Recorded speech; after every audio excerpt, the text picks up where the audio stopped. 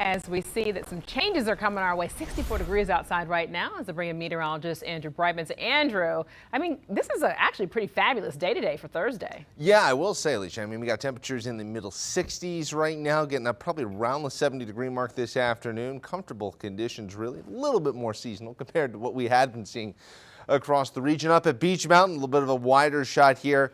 They're trying to build the snow base, but we need colder temperatures if they're going to blow snow up across portions of the mountains. And right now, that is not happening. Pinpoint satellite imagery right now shows the sunshine trying to make its way back into the QC. Should see a little bit of that as we go throughout the afternoon hours. A lot of unsettled weather off to our west. That's what's going to be trying to move in as we go really throughout the overnight hours tonight and then heading into your Friday.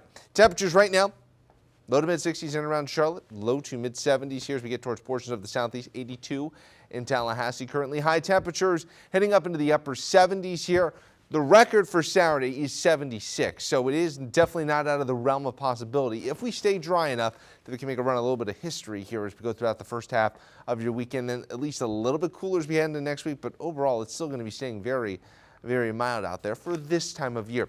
Futurecast this evening, a little bit of shower activity maybe overnight tonight. I really think it's once you get to daybreak or so on your Friday morning, could see some of those isolated showers moving through. This is 10 a.m. on your Friday heading into the afternoon. Some hit and miss showers also to be had here across the region as we get into the afternoon. 5 o'clock on your Friday, isolated wet weather kind of continues here. This is going to be the story for both your Friday and Saturday. Overnight heading into your Saturday morning, here we get to 7 a.m. around sunrise or just after it. Decent amount of wet weather. Futurecast has been particularly aggressive with the amount of shower activity, even thunderstorms here, indicating some strong thunderstorms during the afternoon with the frontal boundary Saturday afternoon. I'm not totally sold on this right now. Also, you can see how much cooler it has the temperatures than what we're forecasting. So I think it might be overdoing the wet weather a little bit, but just something to watch here. Then we start to dry out Saturday evening, heading into your Sunday. No arguments here. We're going to be seeing drier weather, sunnier weather across the region. Check out those cooler temperatures too.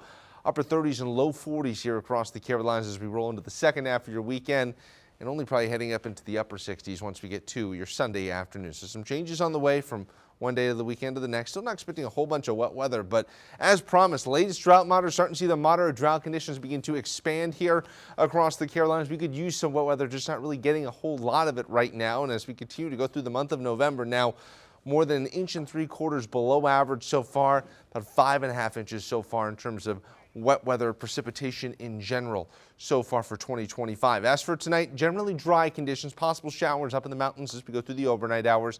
Temperatures dipping down into the middle 50s here in Charlotte, lower 50s as we get up into the higher elevations. Your pinpoint 7-day forecast, watching some of those showers both your Friday and Saturday here, though I don't think either day will be a total washout.